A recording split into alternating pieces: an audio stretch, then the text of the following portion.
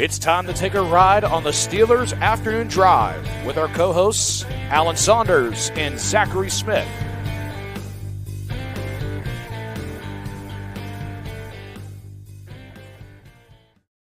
Welcome into another episode of Steelers Afternoon Drive. I'm Zachary Smith. That is Alan Saunders. And no, this isn't deja vu. Derrick Bell, back-to-back days, back on the pod. What's going on, brother? How we doing? Ready to talk some ball?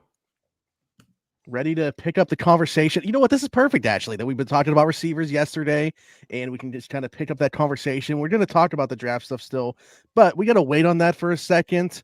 Our boy, beloved in Pittsburgh, Andrew Filipponi, maybe the most popular guy in Pittsburgh, Pony Express, put out that sources, the offer the Steelers had on the table to Tyler Boyd, 2 years, $10 million. I want to get your guys' thoughts on both that offer, the fact that he didn't accept it, and then like some of the takes that have been put out there, like, you know, throwing around the word shockingly low, or, you know, some people also saying he's not even worth that. I've seen both sides of it in the comments section. So, like, what are your guys' takes, if you have any, on this? I mean, it's not really surprising to me. It's about what I assumed they were offering. I think I'll be curious to see like what the real point of contention is. Like, what is Tyler Boyd really saying no to? Is it the total? Is it the guaranteed money? Because look, if you have a $10 million deal over 2 years and that is, you know, $4 million guaranteed, then that means you're going to play the first year and get cut and you're never seeing the rest of that money. Like, and so like there's a lot of nuance in like what this offer really might be that goes beyond the total, but I don't really think that that's like an unreasonable ask from the Steelers. And I can understand Tyler Boyd not taking it, but I'd be a little surprised if like, oh, Tyler Boyd really wants to 14 and they couldn't get to the middle there. Like there's got to be some other hang up besides like a couple of $1 million. Yeah, absolutely. Yeah, I mean, I think the contract does seem at least in the ballpark. I want to say that Pro Football Focus, you know, had him around like 2 years, like 15 million, something in that range. So I mean, it might be a little bit low for what he offered, but I mean, he is also coming off a season where, you know, he wasn't overly productive. You know, Cincinnati had a bunch of issues. You know, Joe Burrow wasn't healthy really all season long, but I mean, there was some projection here too, right? Like Boyd spent his entire career in the slot, you know, in that spread offense. You know, Cincinnati's really running a variation of what the Colts ran like in the early 2000s with Peyton Manning. I mean, it's 3-by-1, 2-by-2 sets where he never has to go outside because they have two dominant outside receivers. And then you're going to bring him, you know, to Pittsburgh in this situation with an Arthur Smith offense who doesn't use a lot of 11 personnel. It's really mainly two wide receivers, you know, the tight splits, a lot of play action. So, I mean, it would have been interesting just to see like how his game would have translated to a completely new system, like outside of his comfort zone. Really quarterback friendly player. Like I really like the way like he separates at the break point. Good player against zone. He's tough. But you know, would I consider like this to be a player that was going to take the Steelers offense over the top? No, I do think he's like a useful player. But the fit was always kind of like a interesting one for me just to see how it would work out. But I'm not surprised that they didn't want to like necessarily, you know, quote unquote break the bank, if that's what you want to call it, for him. Yeah, and like part of the narrative here was that Tyler Boyd wanted to come back home and was going to take less money to play for the Steelers. Yeah. So like I couldn't find a PFF value, but Spotrac said 3 years 26 was their market value. So like that's a little bit more. That's like 217. But still, I mean, I don't know. I can't have a hard time believing it's just the money. Maybe once 3 years, I could see that being a deal breaker for the Steelers for a player that's already, you know, going to be turning 30 at the end of this coming season. So maybe the length is a bigger deal breaker than the dollar figure. I don't know.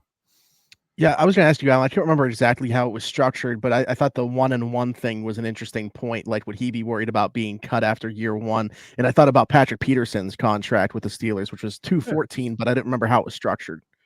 Yes, very similar, right? Like, there's a lot of those deals where it's a 2-year deal, but, you know, things are going to have to go well for you to see that second year. And that, you know, that contract in that second year is very It's there in paper, but if there's no guarantee Yeah. to it, so Well, like especially you too can offer from it, like 2 years, 10 if it's fully guaranteed is a good deal, and Tyler Boyd should have taken it. And if Yeah. it's 2 years, 10 and only $2 million is guaranteed, then that's a bad deal, and Tyler Boyd absolutely should not have taken it. So I think that really you need to kind of know more before you can really fully evaluate that offer. And when you talk about the Steelers that have George Pickens in house, likely taking a receiver at some point in this one, like probably very plausible that they were using this to lure Tyler Boyd here for a year and then would be looking to move on. So I think that that's very possible. I mean, we just look at how the Steelers typically operate, right? Like normally when they sign these kind of, I don't want to call it like low tier as a disrespectful term towards Tyler Boyd, but normally when they sign these kind of bargain guys in free agency, or baseline starter types, normally they end up kind of drafting a guy early and almost draft over those guys, and that kind of there's a succession plan kind of in place, right? So I think for Boyd, like Alan said, I mean the guaranteed money is what it is. If I had to guess, it's probably somewhere around, you got a 2 years, 10 million, but the signing bonus is probably somewhere around 3-4 million. His first year will be a really like a veteran minimum type of base salary. And then you split the signing bonus over the 2 years. His cap hit's really low the first year, and then it kind of balloons up to, 6-7 million or whatever in year two, kind of like what you said with Patrick Peterson. And then we're having that same discussion of like, say the Steelers do take a receiver at 52, some of the guys that we talked about yesterday in yesterday's pod. And then, that receiver pans out, his playing time starts to decrease over the course of the season. We go into the next season saying, okay, like, can you get a guy on day 2 of the draft that can do some of the same things that Tyler Boyd can do? And then, he's having to worry about, going to secure, a third or fourth contract at 30, 31 years old in free agency. So that's never a situation that you want to be in. So I get it from both sides, to be honest. Yeah. What do you think, absolutely. Derek, about, I mean, you wrote a story that I linked to today, kind of breaking down what he brings to the offense, but like you mentioned kind of the different scheme. Is Tyler Boyd the kind of receiver the Steelers should be targeting? Yeah. I mean, kind of the same thing I said yesterday about all the different, archetypes that they're looking at in the draft. I mean, I'm curious. I want to know the answer to that question. I'm not really sure. I mean, Boyd has really good size. And I always think that, receivers like Boyd, I mean, I think that quarterback friendly term can be a little bit overused because sometimes I almost feel like they use that when guys don't have any like trump card to, hang their hat on. But one of the things I like about Boyd is like, he just understands space. Like he understands how to create his own space at the break point. He understands like how to sit down against zone coverage. One of the things that I kind of started to see the more I digged into the numbers was, Boyd obviously has done a lot of his work in the slot, but with the amount of zone coverage that Arthur Smith offense typically see, I kind of liked Boyd's fit in that regard in terms of like working over the middle, being able to catch the ball away from his frame, understanding like, where to sit down, behind the linebacker, but in front of the safety, those types of things. So I think he's a useful player. The only thing is like I said, kind of the same kind of issue that I have with some of the guys maybe that they could potentially target like in the draft as well is I'm just not confident that he could go out there and just survive if they started to fall behind and, needed to throw the ball over the yard and he's out there facing press coverage, which he's been pretty much shielded from in Cincinnati. Yeah, I think there are some guys that could do inside out a little bit more naturally where like if you're going to play a good bit of just 2 wide receivers, your third receiver could be a guy that just plays in the slot and comes out there and you have 2 outside guys, like a traditional X and a Z, and you just have a slot receiver who barely plays. Or your second receiver could be the guy that plays in the slot when you go to 3 receivers. And I think Tyler Boyd could have done that. But like we talked about yesterday, then you need to draft somebody that can be an outside receiver. Like if you sign him, then you basically are saying like we need to draft an outside guy, like people like Troy Franklin or Ladd McConkey kind of come off the board at that point because those are guys that are just pure slot receivers at the next level. So maybe the fact that they're looking at so many different body types in free agency, this could be a decision that the Steelers would rather kick down. I'm sorry, not in free agency, in the draft. That they might rather make this decision later and say like, oh, here, the draft is such a crapshoot. You don't know what you're going to get. Here's what we ended up with. Okay, now let's go find a couple more or another guy that fits the thing that we didn't get. Or they could just draft 2 guys and be done with it. I don't know. I think either of those have their merits, but I can understand some trepidation about locking themselves into Tyler Boyd and then saying like, okay, well, that means the guy we draft, like of this list that we've been going over, like you're going to cut a third of the names out if you sign Tyler Boyd because they're not going to fit anymore. One thing real quick, because I know y'all want to move on to, the draft stuff, but I just think it's interesting to talk about, like when we're talking about, receivers and, trying to fit within the offense, like a lot of what NFL offenses are doing right now is putting their best player in the slot. So that's kind of the thing that a lot of NFL offenses, I think, are looking for. I mentioned the offense that Boyd's coming from in Cincinnati, that kind of Peyton Manning style, like 2x2, 3x1, kind of spread formation stuff in the gun. That's not really what a lot of teams are running right now. Like a lot of teams are running this kind of under center, 12 personnel stuff, a lot of play action with the deep overs and things like that. And they want, versatility to where their guys can work outside, inside. You think about like Puka Nacua, Cooper Kupp with the Rams, like those guys that can come inside, they can block, but then they can get those two-way goes, those matchups on, safeties and slot corners, and kind of take advantage of mismatches that way. So Debo, Justin Jefferson, I mean, everybody's doing that type of thing. And, that's what I talk about, like with Tyler Boyd is like, are we 100% sure that he can go out there and survive, especially at this point in his career, heading into age 30 season? Can he go out there and survive against press coverage? If you draft somebody, or if you want to say, let's start putting George in the slot, like say, there was a time last season where George was seeing a lot of, when Deontay was out, where he was seeing a lot of cloud coverage, where they were kind of rolling the safety his way, jamming him at the line of scrimmage. So if you want to get him away from some of those looks, the best way to do it is kind of put him in the slot. If they run into those situations, could Boyd, or I think you want a guy who can survive out there, and I'm just not sure that Boyd is that kind of player. Yeah, I mean, I'm interested to see how the whole thing plays out. But like, what's interesting to me, and Derek, we Al and I have spent so much time talking about it on the show, but resurface this conversation because as we get closer and closer, like it's just still not in lockstep with the plan here in a couple spots. Like, it seems very un-Steelers like the fact that we still don't have a starting capable center. And I don't think in any of our 3 minds. And, they've added some receivers, but do we consider any of those guys to be potential actual contributors to that room, like as a wide receiver 2 behind George Pickens? This just seems like trying to read the tea leaves into where they're going to go. They have more holes than you would expect them to at this point in the offseason. No, 100%. I mean, I completely agree with you guys. I think that, it is very un-Steeler like, typically they would like to go into the draft where, you have positions that you obviously want to upgrade, but they typically don't. I mean, there's just been very rare occasions. Like I think back to the Najee Harris draft where they just completely ignored running back. And that's just because like everyone in Pittsburgh knew that they were going to end up taking a running back in round 1. I mean, there was no smoke screen. It didn't matter who fell. And I think that that's a good, kind of cautionary tale of, I think that a lot of people are saying, well, it's a good draft to go get a center. It's a good draft to go get a receiver. I absolutely agree. But like the scenario that I've kind of like thrown out, and Smitty, I think you and I talked about this a couple weeks ago on my channel. But that's a cautionary tale because like you just don't know, anything can happen on draft weekend in terms of like guys can start falling, like that you particularly have a really high grade on. Maybe it's not at a position that you have a glaring need like center or receiver, but say a cornerback, like Alan talked about, like they were all over Quinyon Mitchell at the Senior Bowl. Or say a guy like Terrion Arnold, who they've spent a lot of time with, going to his pro day. They've took him out to dinner, formal meeting at the combine. They've showed interest there. Say Terrion Arnold's the number 8 player on their big board, right? Let's just say in theory.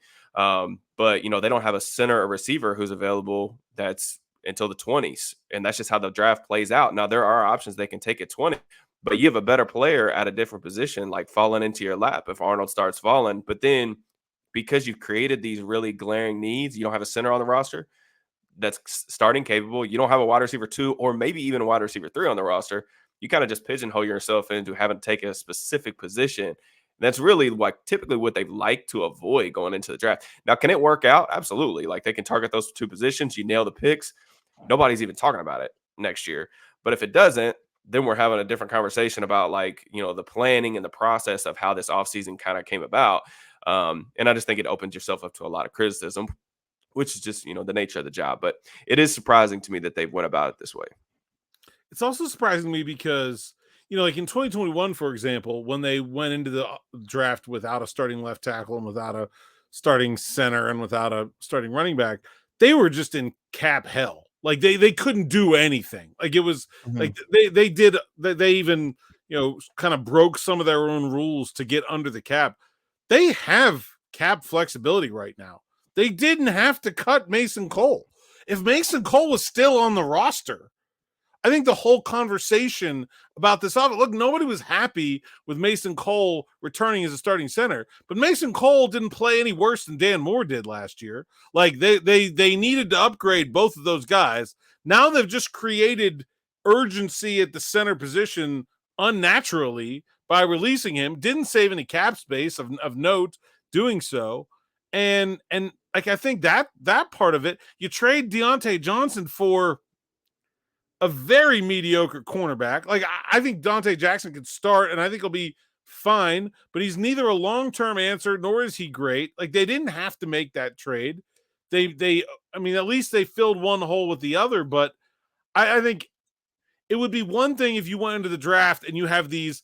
It was very interesting. I was just talking with Mike Tannenbaum at a conference call at the owners' meetings last week, and he said there are needs and then there are musts. Like a need is like, oh yeah, we really need one of these. Like for our team, to meet our goals, to get to where we want to go, we need one of these. A must is like if we had to play a game tomorrow, we literally could not do it. And like the Steelers created those at wide receiver 2 and center when they didn't necessarily need to. And now I think if the draft doesn't go well after you've created this situation on your own accord, I think it really starts to look bad. And like I think Omar Khan has earned and deserves a whole lot of faith in this process. I think he's done a very nice job.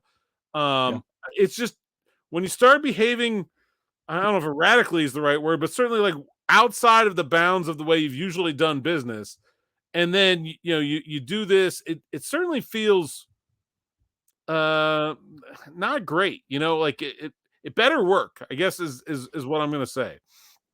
Like we talked a lot about, I mean, I bring this up all the time, whether I agree or disagree, I can pretty much always see the vision and understand why something is happening. Especially with center here, I have no clue what the vision is. Like, and to be fair, since the last time we've had basically this same conversation about what in the world are they doing at center, I don't think anybody else has come off the board. Like Brian Allen's still out there. Nobody left to come off the board. They're all gone.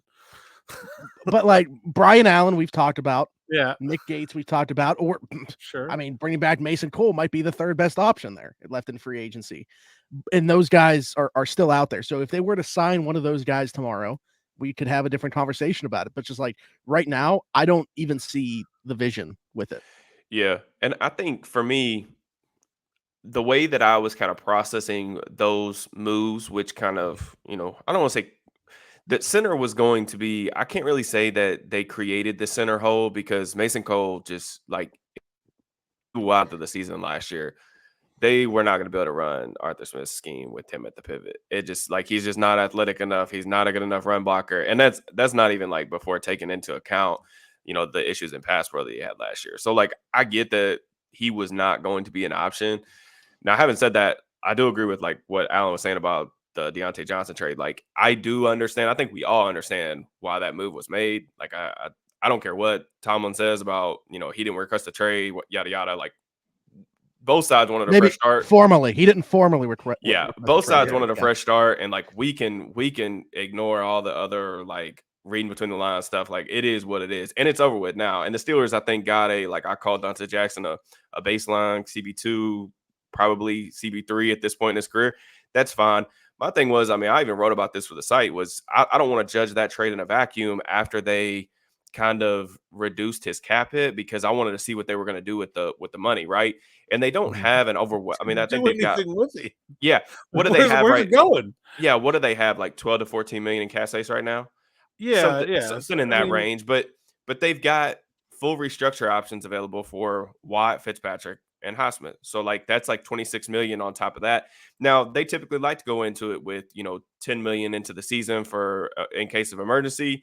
You got to sign your draft class. Something with Cam Hayward too. Like yeah. And so like there are plenty of options in terms of like creating more space. And right now they went out and signed Russell Wilson. So you sign a veteran quarterback that, it's very clear that the organization wants to make a push. They want to win a playoff game, but they're also like 25th, 26th in cash spending right now. So like with no really obvious, I mean, the one obvious guy that I think that they would really like to extend before the season is James Daniels. And they kind of might have waited too long because the guard market just absolutely exploded about a month ago in free agency. So it's going to be difficult because he's going to get an absolute bag.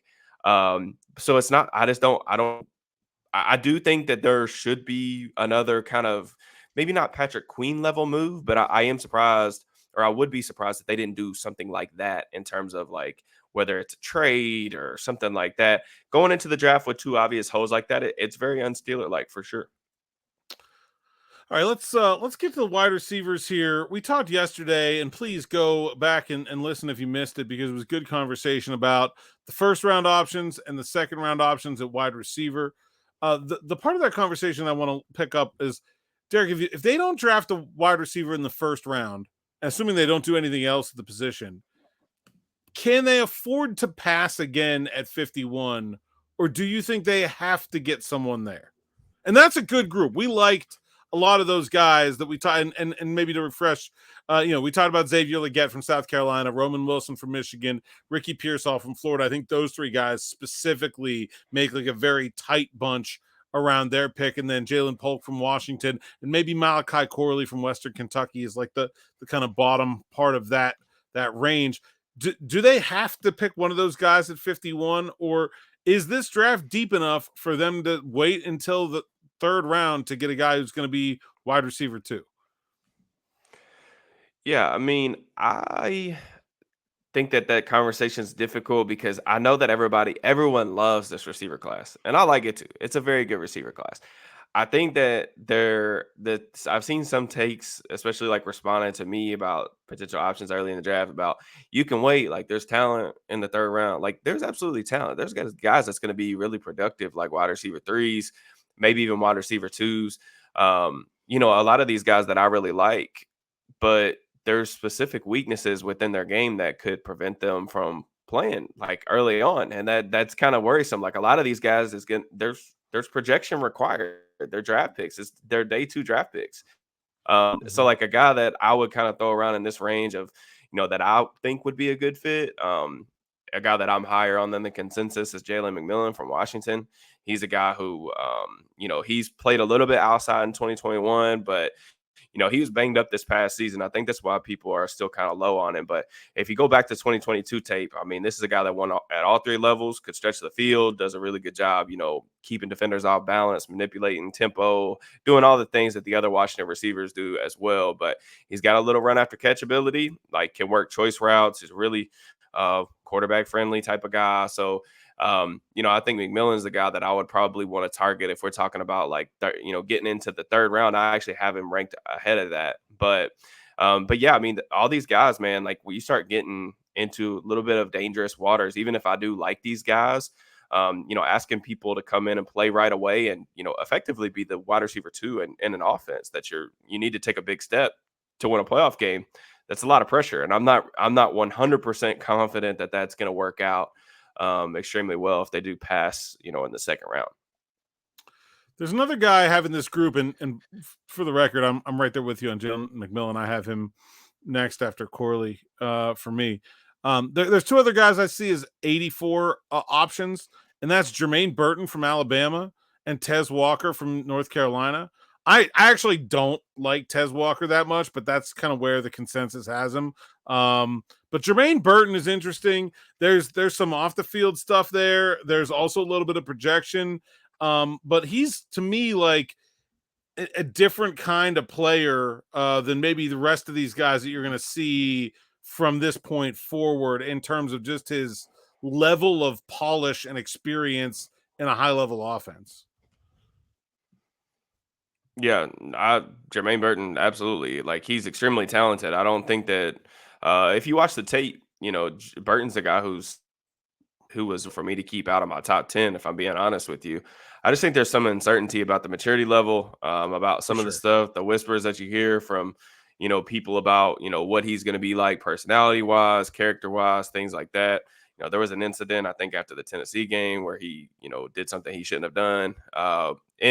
But you pop on the tape. I mean, this dude has, real like takeover ability. I mean, I think it was maybe the Ole Miss game from last season. I'm about to look it up right now, where he just absolutely just mossed like three. I think he caught like 2 or 3 deep balls, like basically in succession. That's how dominant he was that day. And, he was a guy who was fairly consistent over the course of the season. I felt like, even though like there were times where, the quarterback play, like Jalen Milroe was kind of struggling, it was Texas A&M. He had 197 yards, 2 touchdowns. That was a massive game. But, Burton's a guy who can play outside. He's not the most refined guy, but he is, he's a loose athlete, could speed release, can stretch the field. Tez Walker, man, I think, you're looking at a extreme projection, I think, with Walker. He was dominant at Kent State, and I do feel sorry for him a little bit because like he had eligibility issues.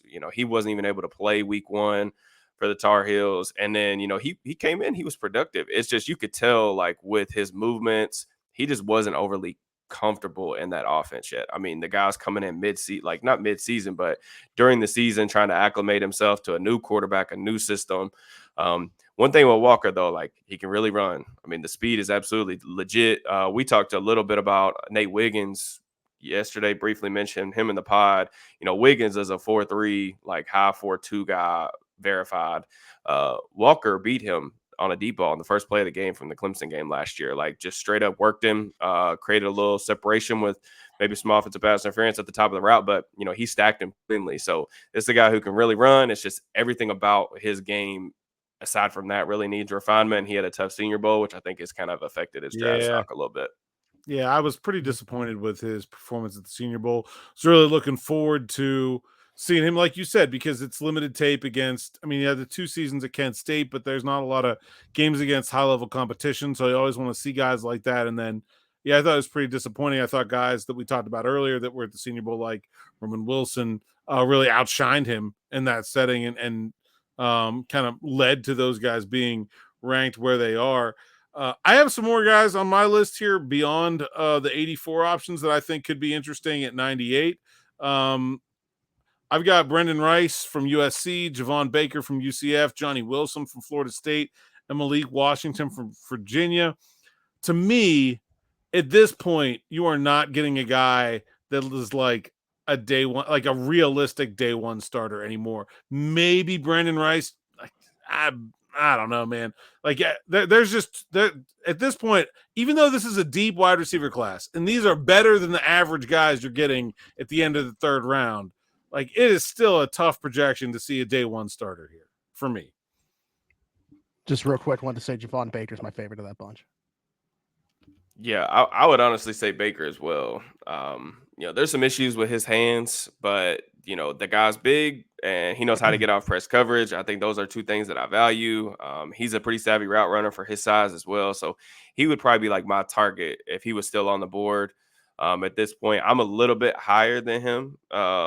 Than I think this type of range, but it wouldn't surprise me if, he was necessarily still on the board there. But he knows how to set defenders up.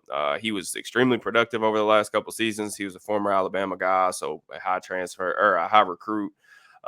He knows how to play the position. The only thing with Baker is I think there may be more of a ceiling cap than I initially anticipated a couple months ago when I got to his film, just because I do think that there are some I won't say athletic limitations because he's a good above average athlete. It was a but 4.5, 4.40, so that's not. Yeah, like he doesn't great, have he doesn't have the top gear that a lot of these other guys have. But if you want like a guy, there's not very many, in my opinion, outside like the top 5 guys on my rankings. There's not really another X receiver that I like in this class that is.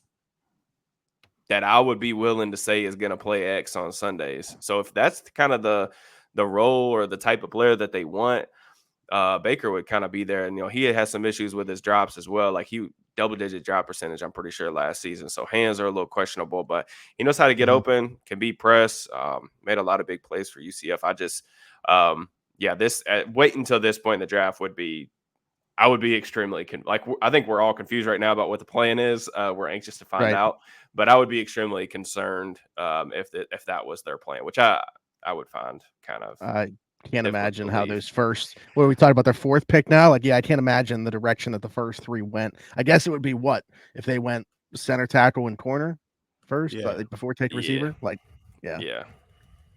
That would almost be like you take the tackle in the first round and then like Kool-Aid falls to 51 or like something crazy like that, where you're just like, okay, throw the plan out the window. We got to do this. This guy's too good.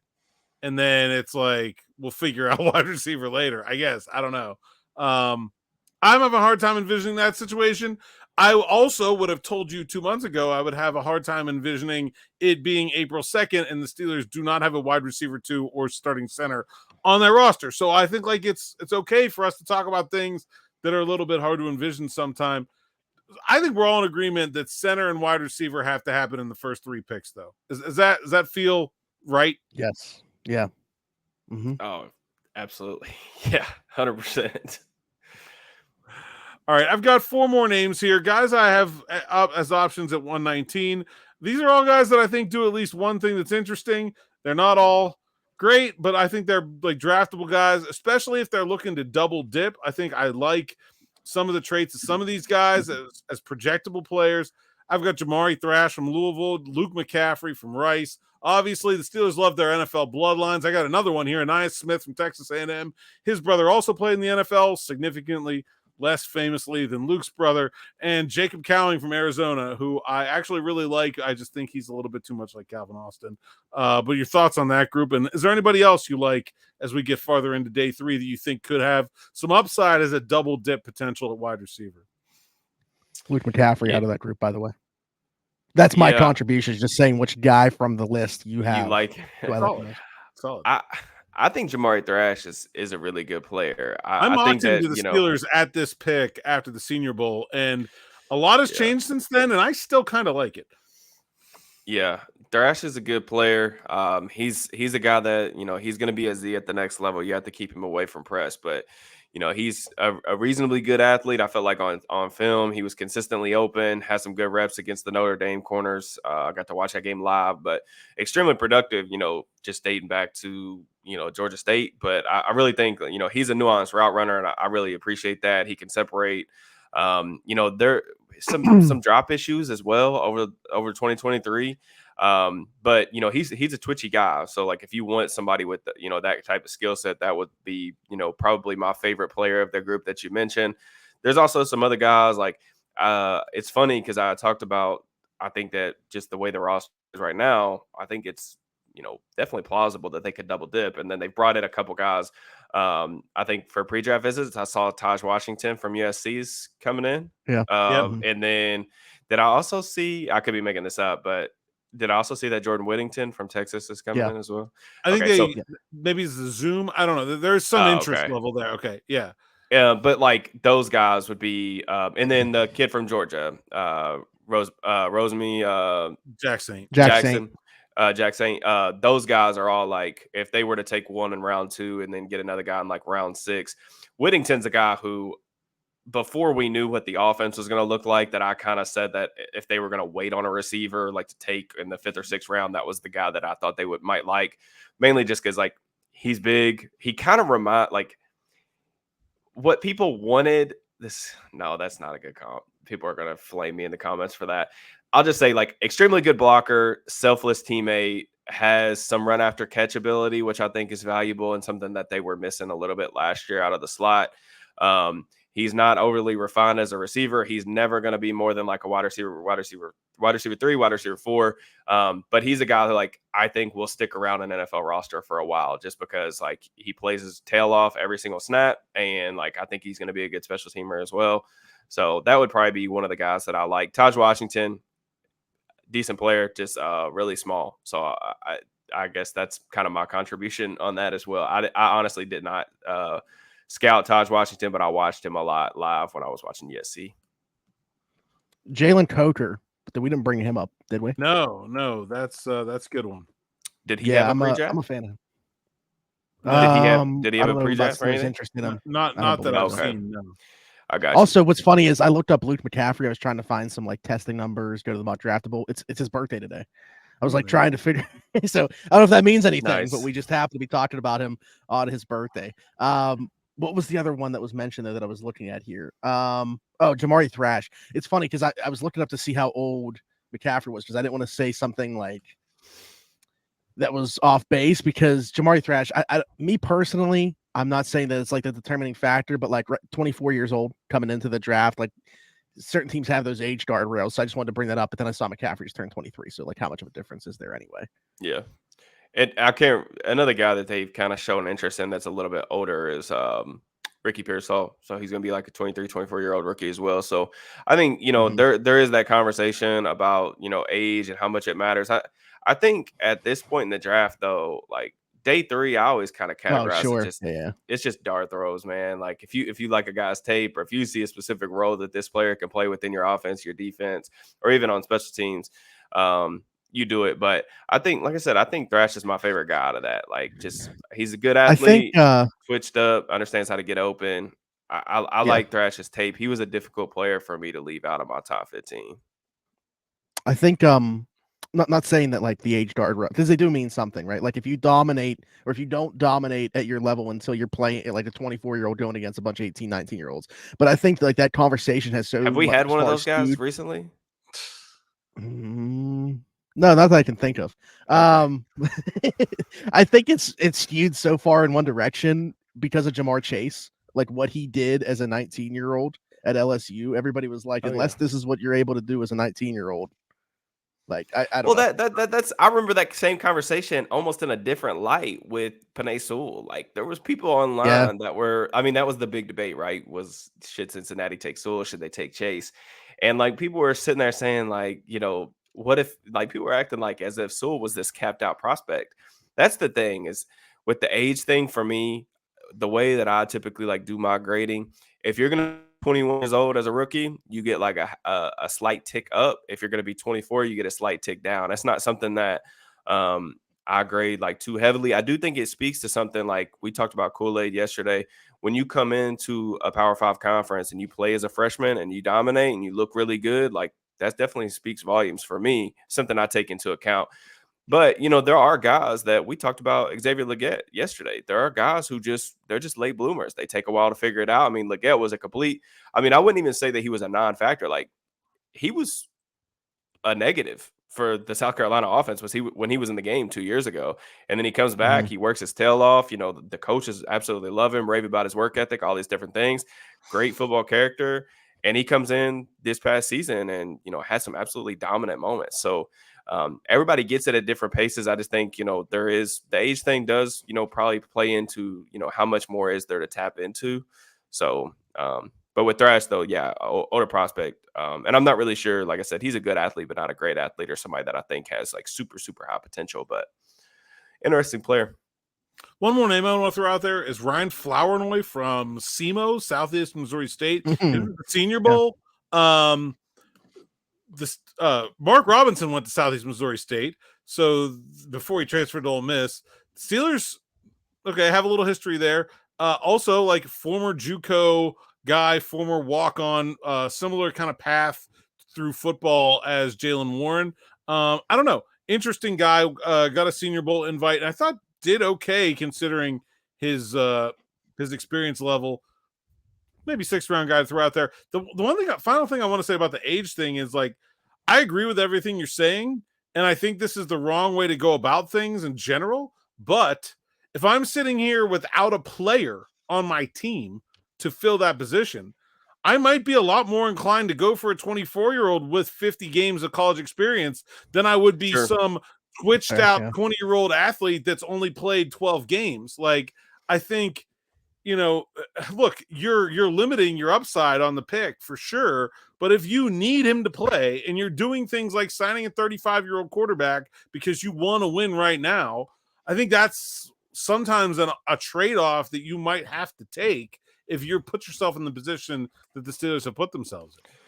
Yeah, I hate to like keep swinging this conversation back to Xavier Legette, but I feel like he's like kind of the hot name, and I do get the reason why, because like, especially after like just finishing up his scouting report and all that stuff for the site, like I get the intrigue 100%. And I actually like him more as a player now than I did a couple weeks ago when I first started watching him. He was very much an acquired taste for me. But he's a very interesting prospect because you talked about, gauging kind of the upside versus the ready-made player. Like Legette's going to be a 23-year-old rookie who is going to turn 24, I think, sometime in his rookie season or maybe right after it. But he's also like woefully unrefined. Like he's still an athlete playing wide receiver more than a wide receiver who's a great athlete. So he's kind of an interesting discussion there in terms of like, he kind of has this weird, very unique profile, which I think has made him extremely polarizing in the draft community. But, there are things like, I think after you get past the top 5 receivers in this class, for me, I think that's where you start talking about like, it really depends on like the role that you're going to be asking them to play within the offense and what you're going to be asking them to do. Like I think about South Carolina, the thing that I think will translate is like Legette ran all of these like deep crossers against man coverage and like deep crosses across the field. They ran him on like small drag routes at the bottom of a stack where they could just get the ball in his hands and let him use his explosiveness in the open field. They let him go on all these like two-way goes where he was just running straight down the field and they would just chuck the ball to him and say, hey, go win this jump ball. I think those are all translatable things that he's going to have the chance to do next year in like Arthur Smith's offense. Like I'm just like looking up the numbers right now.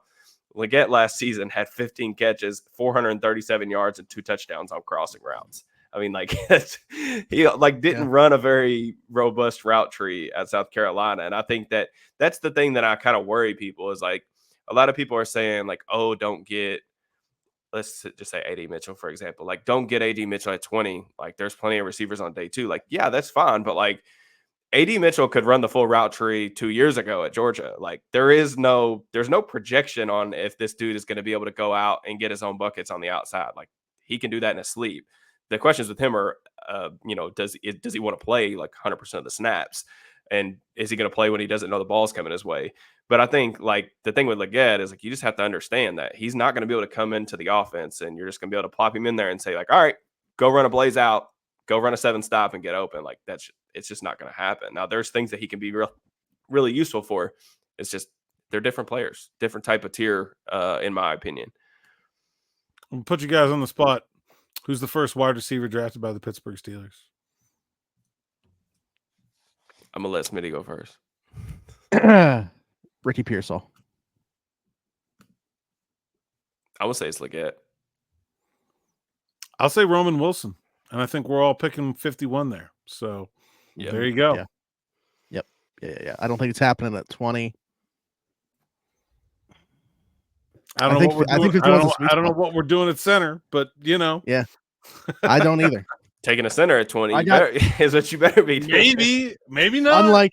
Unlike Derrick, my phone is not on DND if the Steelers need to give me a call to play center. I'm not gonna hold up very well on the pivot. I'm just gonna be honest. No, absolutely not gonna hold up well anywhere, but especially at the pivot. I think Smitty's got the leverage down. I think he would do the best. That's true. The natural leverage. I played guard. I mean, get me snapping the ball right now. The Steelers have had so much success moving natural guards to center. So like, or we definitely need to do that. Let's try that out.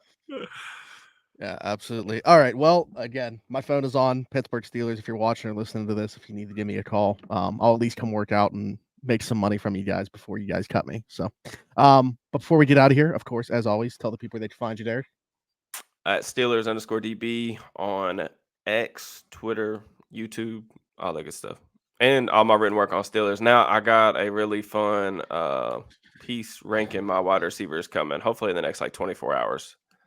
There we go. Do you know how many you have within the first 2 days, like the round 1, 2, or 3 grades?